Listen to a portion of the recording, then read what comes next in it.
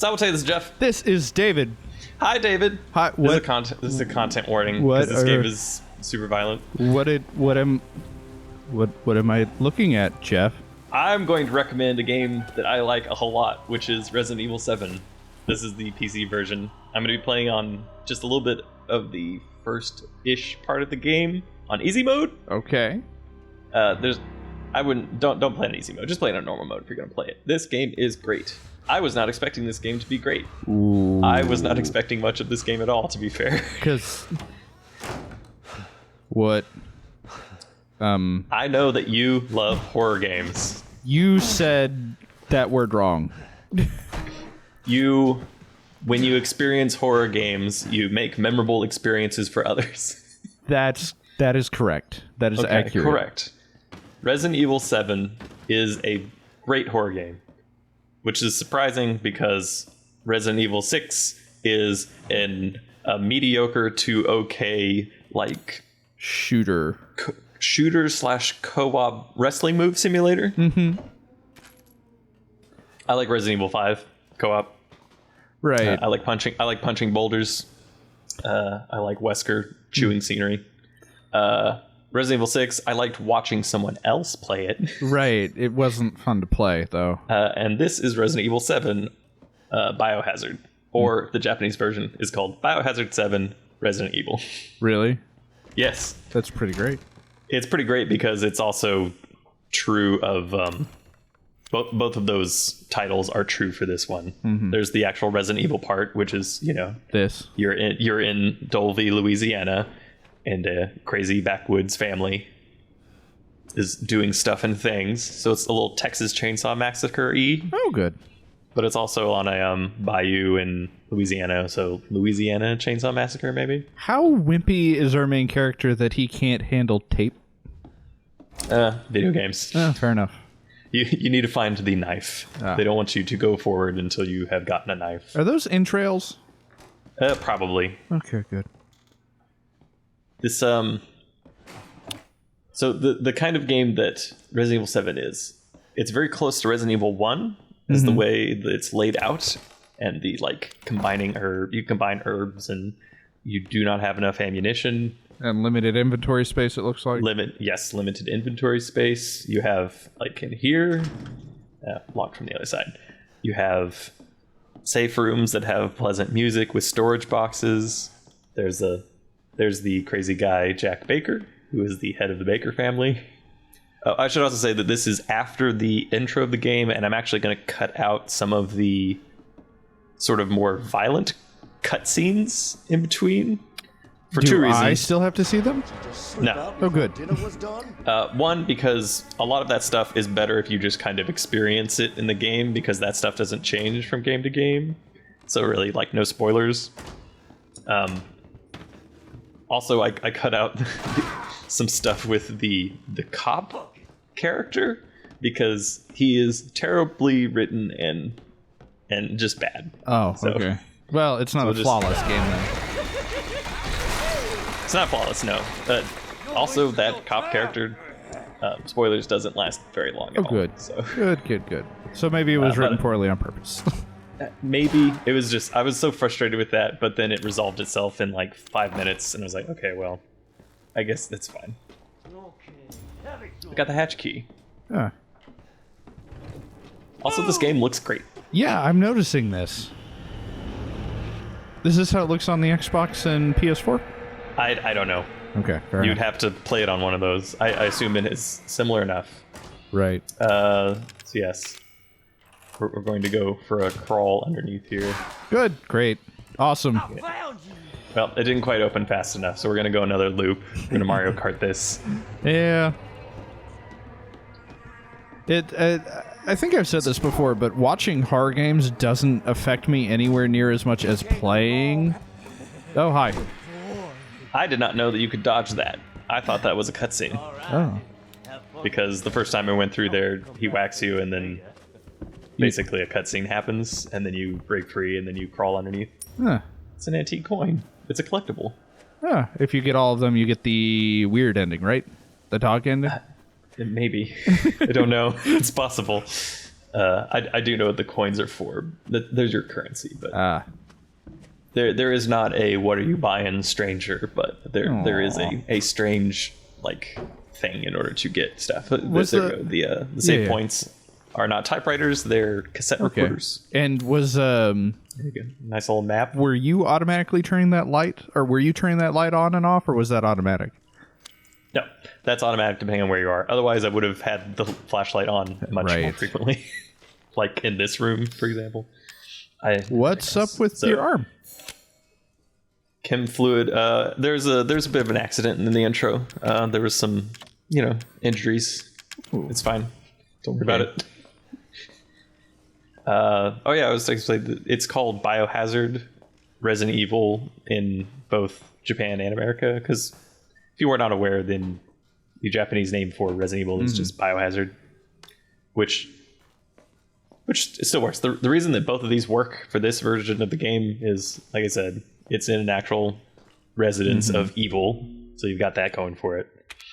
And it also has a lot to do with Biohazard, because the kind of horror that this game is, as you might expect from Resident Evil, is body horror. Yeah. It's crazy people and like gross monsters and like people turning into gross monsters and like very Cronenberg-y stuff. Good. So that is the kind of game it is. It's not supernatural. Zoe, right? Not supernatural horror, which is the other sort of like, I guess, major spoke of. Oh, and that thing on your wrist is a codex. Oh, the thing on your wrist is a codex, by the way. It also shows your health. So this isn't. It's not supernatural horror. So it's not. Ghosts and crap. It's not ghosts and jump scares. The jump scares in this are actually really good. One of the things that impressed me the most about the intro of the game is that the jump scares weren't accompanied by loud musical stings. They were just accompanied by the sound that the thing would make. So like there's one where just like you're in like, a bunch of sewage, but then like a body floats up.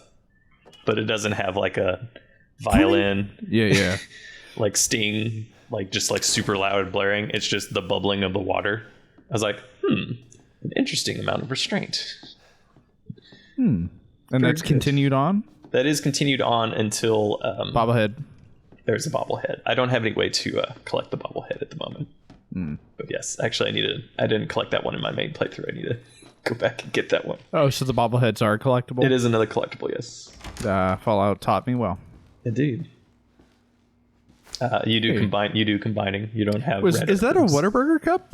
But no, I don't. In the think trash? So. It might have something similar to the Whataburger W. Open up. There's the cop. He's the one that you'll get the knife from.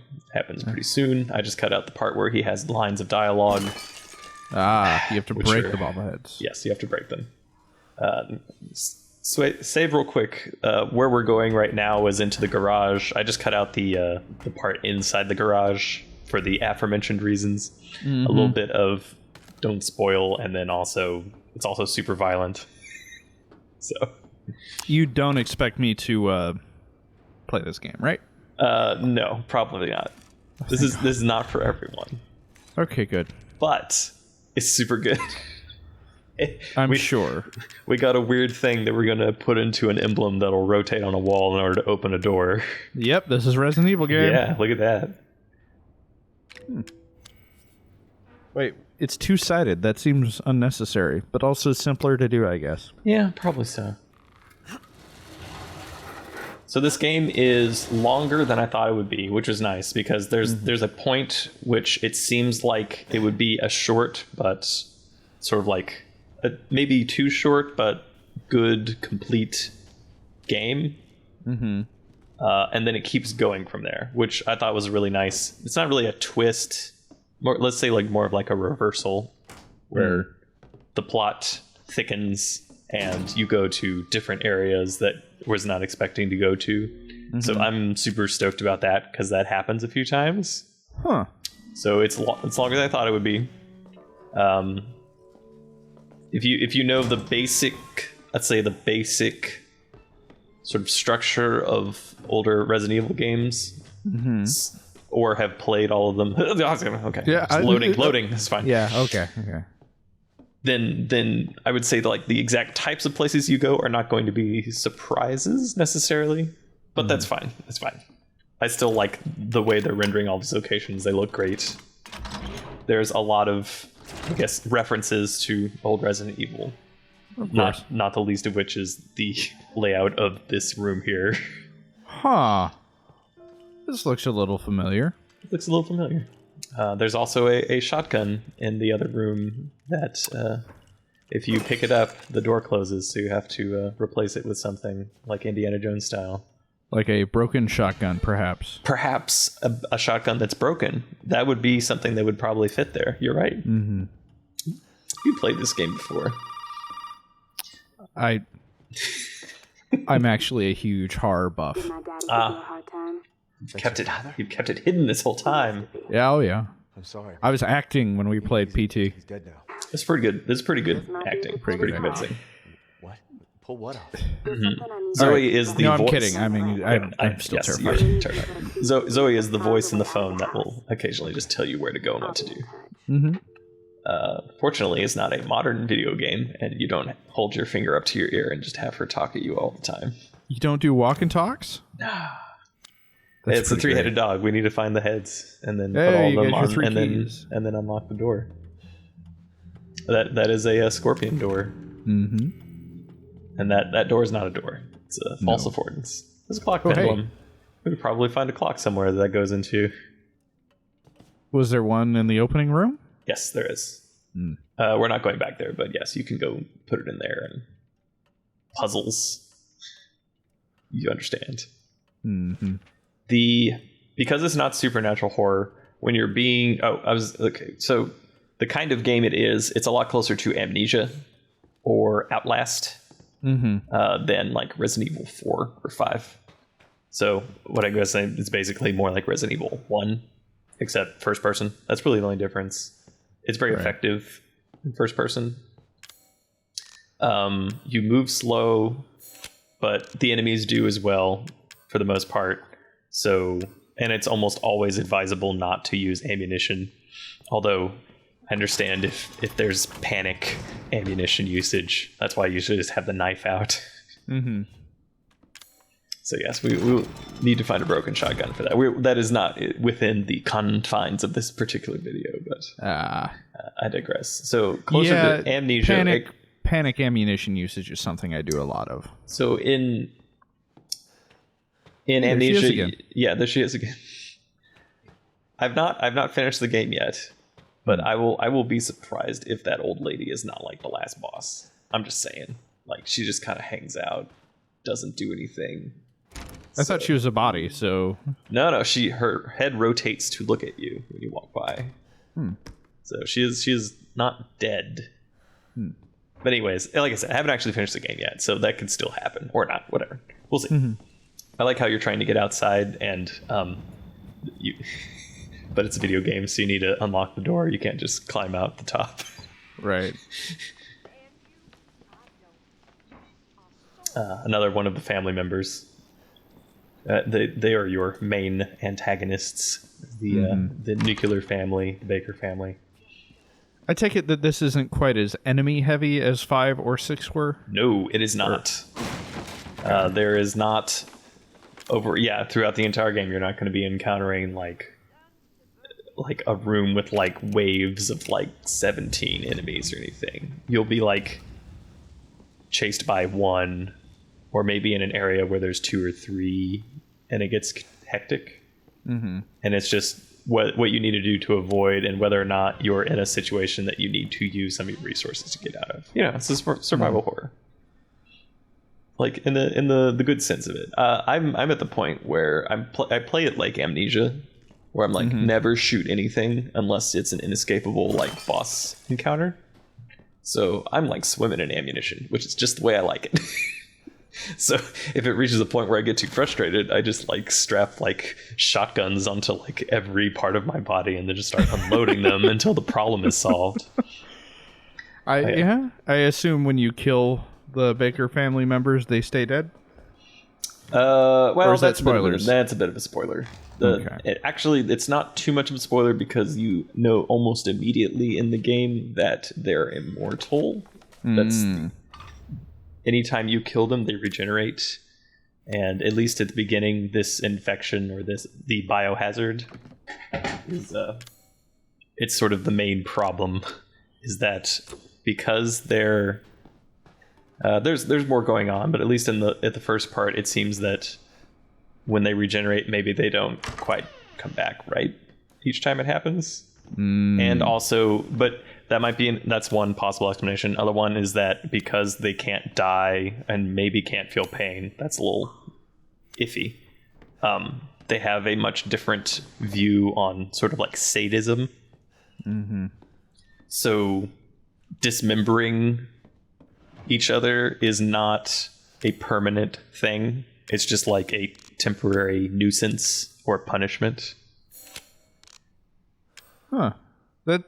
It reminds me of, well, no, not Bakuno. Bakuno has some of that, but not. Maybe more like Albedo from Xenosaga. Albedo. That was one of the ones I was thinking of. Yeah, I could definitely see a connection like that. There was a sci-fi short. There was a sci-fi short that I read that actually dealt with like the fact that everybody was just very slowly going crazy because their whatever it was that brought them back from death when they renewed just wasn't quite right. Not quite right. Hey, you got a gun. I did get a gun. And drain this stuff. It's just like great looking gross crap. Yep. I don't have enough space. For the sake of this video, I'm just going to dump the gunpowder. I should look. If I was playing normally, I would have gone back to the save room, dumped off all my stuff in the storage crate, so I always have room. Right. But it's fine. There's you find more gunpowder. By wooden statuette, they mean, It's a wooden statuette. Okay. Well. Oh, there's that guy. Well, there you go. Like you said, can't really die. My little girl has given us a gift. He's expositing at you. I like that you can hear where he is, so you can use that to get around him. So, I want you to appreciate the amount of restraint it took me to not yell an obscenity. Okay. When that happened.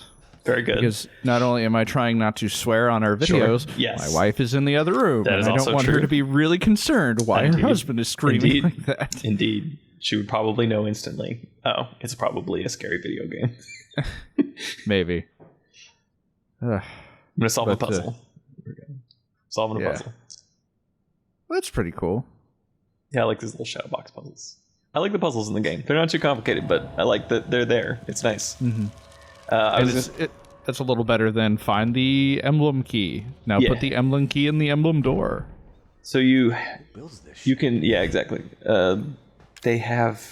You can hear them when, so that guy, don't waste your ammo on him. He's sort of like a, I guess, nemesis kind of character would be closest for Resident Evil lore, right? Mm-hmm. It's just kind of a thing that's going to be walking around. You can hear him coming because he's constantly taunting you. And now, I assume you don't get bonus stuff for killing him like the other nemesises? I don't know. It might be that if you kill him, which won't stick, but maybe like an item pops out of him. I don't know. Right. Maybe you get one of his beaten sticks. Possibly. There's some good ammo in here. Psychostimulants? Yes, psychostimulants just helps you see items. You stab that thing. I did it. That is a crow door. We do not have a crow key. That crow has been sort of crucified on that door. A little bit. So I said that it's body horror. Uh-huh. It is not supernatural horror. I will say that there is a point in the game where there is a shift towards supernatural horror. Okay. I was not particularly thrilled with it. I was more of a okay, I was kind of expecting them not to go that direction, but they do go that direction. So I'm just saying that I don't know how to describe it. It's not quite disappointing. It wasn't as purely focused as I thought it would be, because there is a definite sort of creepy paranormal-y section, which is otherwise pretty cool. So if that doesn't bother you at all, the fact that, you know, sort of like, what is the source of stuff? Is it like weird science horror, The Thing, Carpenter-esque stuff? Or is it like ghosts? Or is it like crazy people? I mean, you find out as you go along what's actually going on. And there's actually a few lines of dialogue in that section that I think make it all right. We're going to run away from this guy. Seems wise. I'd say to treat these guys like regenerators from Resident Evil 4, if you're aware of that reference. Nope. The regenerators are very slow, and they regenerate, and they also have this weird sort of like soft, like panicked breathing sound that lets you know they're nearby. As terrifying as some of these things look, you're almost always able to outrun them if you need to. So make sure there's an escape route. But you can also just you can usually push past them because they're not hyper aggressive. They have very specific animations that you can look for in order to tell if they're about to do a wind up on an attack. That's true of Resident Evil 4 as well, which is probably the one I've played the most. So like a regenerator will like, you know, try and do like a huge swing at you. And you can kind of like bait the attack out and then sneak around it, this kind of thing. Okay. So when you want to save ammo, you can. Yes, this game is legitimately tense throughout. It is great. It is very scary. Well, I would say that it's very, very intense because of the fact that you can technically defend yourself. It doesn't mean that there will always be a way out, which is something that was not true of like Soma, right? Mm-hmm. So Soma is a great horror game, but because you can't defend yourself, all of the places are designed to be able to run away and hide. That means that you will always be able to run away and hide unless it's a forced cutscene kind of thing. Right. So if you want to get reductive, you could look at it that way, and it could sort of diffuse some of the tension. You can also do that here if you really want to get into it and just be like, oh, it's just a video game, and you know these enemies have like patterns. I'm gonna shoot this door, and then I'm gonna crouch and then hold up that door just in case. Okay. Just hold it up. All right, we're safe. We're safe in the safe room. You can hear the pleasant music playing. There's a save point here. There's a storage box. You say pleasant. You say pleasant. It's so pleasant, yeah. I don't... Okay. Well... It has a great escalation as it goes along. Mm-hmm. It does get... There is more action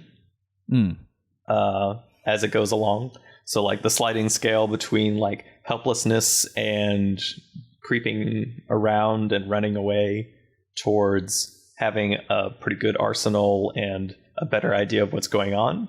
That's sort of the general direction the game takes, which is true of probably most Resident Evil games. I'd compare it to 4 just because that's the one I'm most familiar with, and that has the same kind of situation or the same setup where Resident Evil 4, which I think is widely considered the best. I would certainly consider it the best. Right. This one, there's a good case to be made for this one. Resident Evil 4 does start off with just, crazy people in a Spanish town, and all you have is a pistol. So you don't know what's going on, and it's creepy and tense, if not outright scary. And there's some good sequences of like, the Novista doors underground and other things. And then there's some campiness with the villains. And tiny then Napoleon zombie boy. Yeah, as Napoleon robot thing, and QTEs and knife fighting. But then as you get towards the end of the game, it's a lot more heavy weapons and like helicopters getting shot down and rocket launchers and so forth. Right. But to be fair, having a game where you start off not knowing what's going on and then ending up with a rocket launcher, I think describes literally every single Resident Evil game, to the point where it might be brand identity, and if you didn't do that, it wouldn't actually be a Resident Evil game. So you could make a case for that. Yeah. You make a case for that, like I would be very surprised if there was not a rocket launcher at the end of the game that you use to destroy whatever the last boss ends up being. Would you be surprised, or would you be pleasantly surprised? I would be pleasantly surprised if it were not the case, but I would not be mad if it were the case. Fair enough. Because I think they did a great job with everything else. There's also another aspect of the game, which is the VHS tapes, which is great. Where you find a tape. You picked one up, but you didn't play it. I didn't actually play it. The demo was... So if you play the demo, the first tape is in the demo, and it's just the guys exploring the house, trying to make like a ghost, like haunted house TV show. Ghost Hunters thing. Yeah. Ghost Hunters thing. The reason that the tapes are great is because you play them like in first person. Oh, so you're looking at a little TV? Well, no, you play through them as if you were the guy. Oh, okay. That's the actual pretty awesome. Tape. So it's basically a way to have your main character take a break and watch something that happened, but you still have to experience it. The reason this is good is because it does a few things which are great design-wise. One, it introduces you to a new area without you actually having gone there yet, so you can still like get an idea of the layout. Mm-hmm. And it can also, the other thing it does, which is great, is that you don't know for sure what happens to the people there because they're not the main character in quotes. It's still, because of the kind of game it is, it's still highly likely that they'll just end up all dying, but it's not necessarily true. Or if you play your cards right, maybe some of them survive. It's not necessarily true, which means that there's a little bit more tension, because if you want to be reductive about the video gaminess, you can pretty much guess for the most part your character is going to make it because you're playing that character, and if you didn't make it, then the game would just end. Right. So I'd say the best way to play it is definitely headphones at night. Just, complete sensory deprivation. If you have PSVR, you can do that too. That sounds like the worst idea. That sounds like a bad idea, Jeff. You're giving our viewers a bad idea. Just get into a place where you want to be scared. And that's probably the best way to play it. Because like I said, you can be reductive about these things and try and game it. Because eventually, I was doing some of that too. Where it's because I'll be like, if I use the stimulants, it shows me where the items are, but then I can just load the game.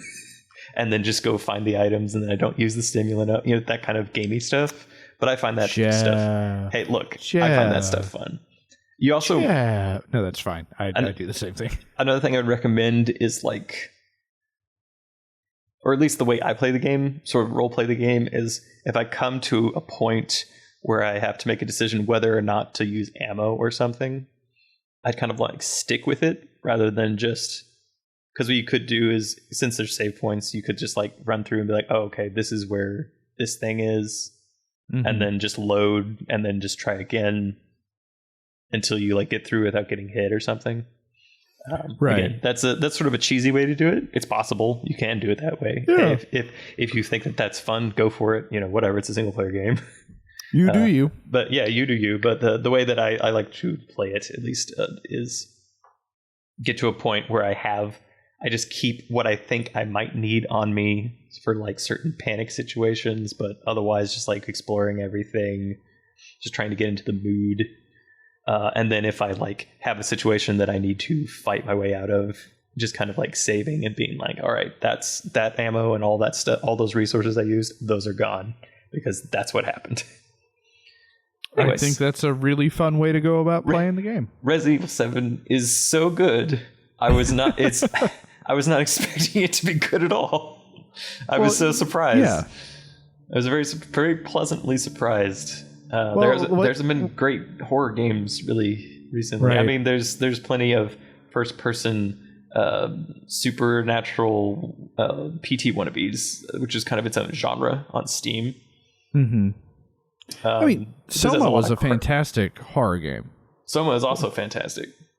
But I will say that Resident Evil 6 was much more of an action shooter with some horror elements than it was anything else, but that just looked like a pretty decent horror kind of thing.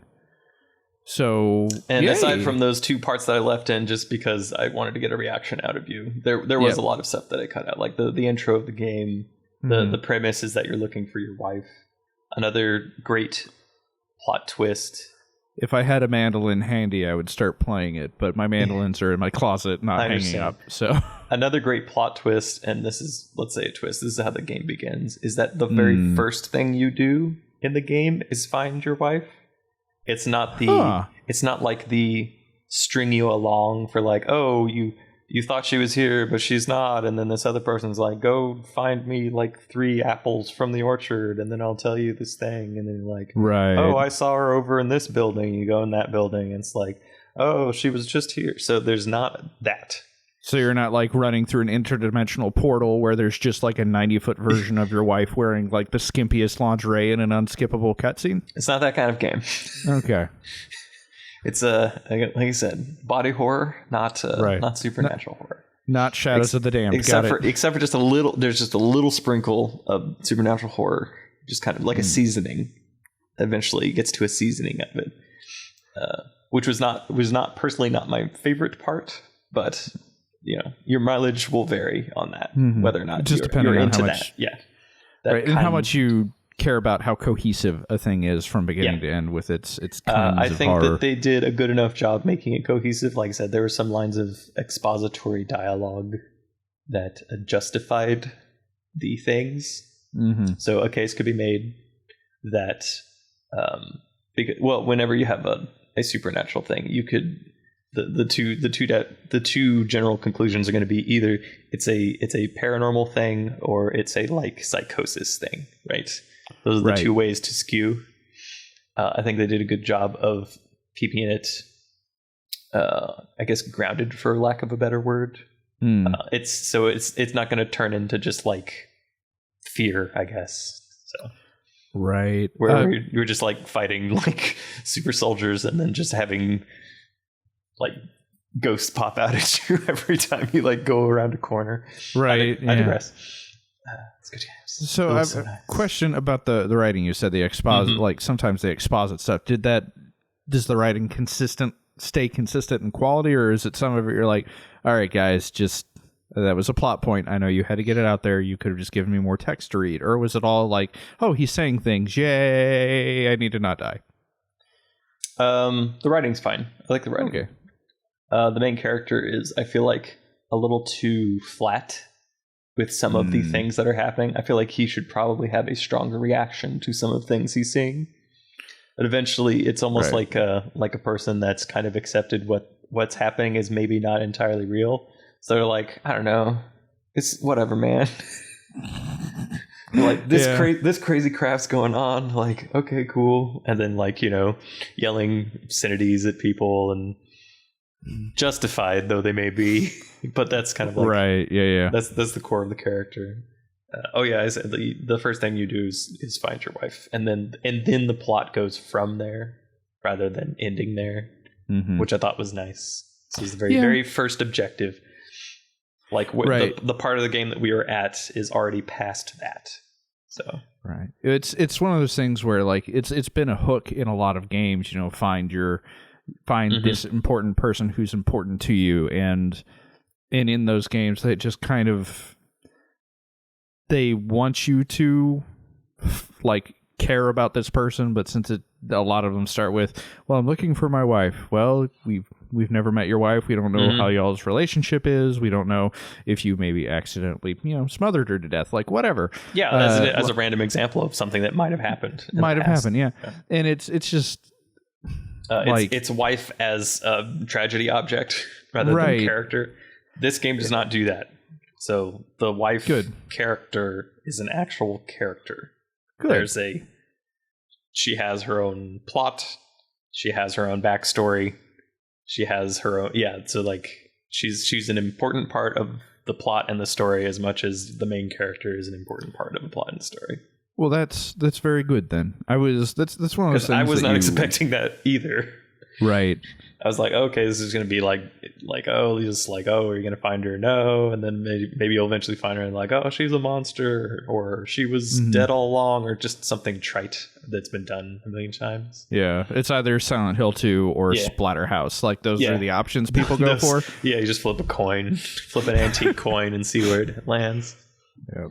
Good times. Either a guy in a weird mask or I don't know what would be a pyramid head. There you go. Kind of like a guy in a weird mask. Weird so mask, it's really kind of the same. Yeah. But so you highly recommend Resident Evil 7. I do. Okay. I'm excited to go continue playing that tonight. Because you are a sadist. Anyway. There was the content warning at the beginning. This game is very violent, so there is a bit of the ultra violence in the game. It's first person, so there's lots of first person gore. So if you're not into that, then maybe this is not for you. Because supernatural horror, I would say, usually skews towards jump scares and atmosphere, but not necessarily gore. But then like your American style slasher horror will go the opposite direction, usually more towards like just like visceral violence. Then again, we also did do a recommendation on Doom. It has some very similar things going on. A very different tone. Right. I think the tone in the atmosphere actually lessens the impact for a lot of it. Yeah, it's especially important. Since you're not doing it to people. Yeah, whether it's the only problem I have with violence is whether or not it's sadistic. Right. Really, it's like the graphicness of it is dependent on tone. So like even if you have like someone's head like coming off, like it could be goofy. Right. So but it depends on whether or not like it's intended to be sadistic. So there is a little bit of sadism in this game. It's not excessive. It's not like a freaking Saw movie or a Hostel or whatever. But yes, there's some gnarly stuff. I mean, you saw a little bit of it there. It's the guy coming at you. Yeah. There's the thing that happened to him that was cut out that made him that way. Anyways, just saying. Good times. I recommend it. Not for everyone, but... No, but it's a qualified recommendation, but not qualified in the sense of this is mediocre. Qualified in the sense of this is literally not for everyone. Like, yeah, just know thyself. So. Right. So if you like this recommendation and you like the content that we put out, please feel free to go to our Patreon, and it's where you can go and support us monthly. And by doing that, you enable us to do more stuff more regularly. Or you could go to PayPal and give us a one-time donation. That one is also cool.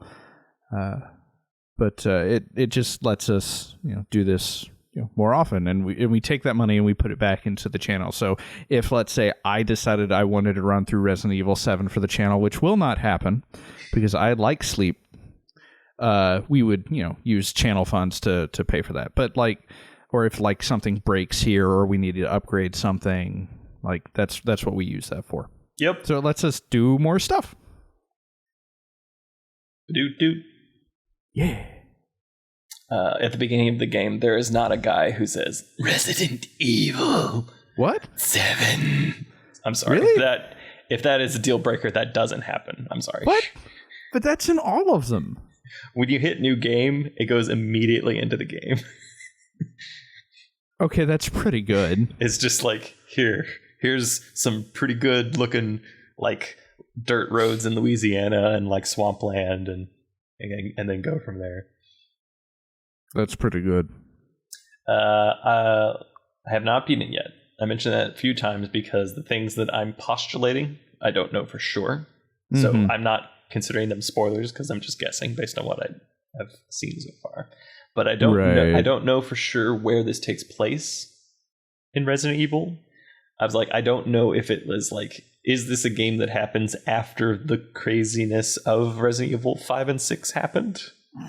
Yeah, maybe where not. There's literally a branch of the UN that is dedicated to fighting Cronenberg body horror monsters. What are they called? UAD? BOWs, bioorganic weapons. That's what it was. Okay, it's the BOWs. I forget what the organization was called, BMCC or BMSS, or I don't know. It was something like that. Resident Evil 5 was fine. Resident Evil 5. It was complete global saturation fine. Yeah, it was punching boulders, fine. It was the black guy that has lines, and you leave in a place that has a bunch of enemies, surprisingly doesn't die and actually comes back and just helps you out. It's like... I didn't know that. It's quite a plot twist. Weird. Hey. Spoilers for Resident Evil 5. Yeah, that game that's been out for how long? I don't know. Long time. It's still fun to play in co-op. This is not... I have played Resident Evil 5 for all of 10 minutes. You made me play it, so... It's good times. Like, pretty much... Like, Resident Evil 1 I played on my own, and literally every other survival horror game I have played has been because you made me. Yeah. Silent Hill 2, Silent Hill 3, PT, Soma. Mm-hmm. Yeah. All that's good stuff. Probably Soma Resident was Evil really 4. Good. Probably Resident Evil 4. I guess a little bit of Resident Evil 5. I mean, I watched you play through all of Resident Evil 4, but... It's a good game. Yeah, Did it ever make you do any Amnesia? No. Okay. Because I told you in no uncertain terms that I would not be playing Amnesia. Okay. So PT was a Christmas gift, all right? Yeah, that's true. And also short, relatively speaking. So. Right. But no, Soma, like, I am as horrifying as Soma was a legitimately fantastic video game experience. Mm-hmm. Silent Hill 2 was really good. Silent Hill 3 was really, really good. But I think Soma hit me in a way that I wasn't expecting a game like that to hit me. I was like, philosophical implications. But it's philosophical implications that existential dread. Well, like, you supply your own consequences to the philosophical implications. Sure. You don't. It's not a matter of what's the word? It's not a matter of, well, you've made this choice, so at the end of the game, this thing will happen. It's like, well, you've made this choice, now live with it. Mm-hmm. Soma's really good. That's recommended as well. Soma, not in this video. Maybe another. Maybe we should just make a Soma recommendation. It's really good. There's plenty of games I want to recommend. I'm recommending this one because it's recent and I want those views, but also because it's really good. Right. Which I wasn't expecting. All right, we should probably stop recording. I'm going to stop recording the thing where we record, and then I can edit and stopping now.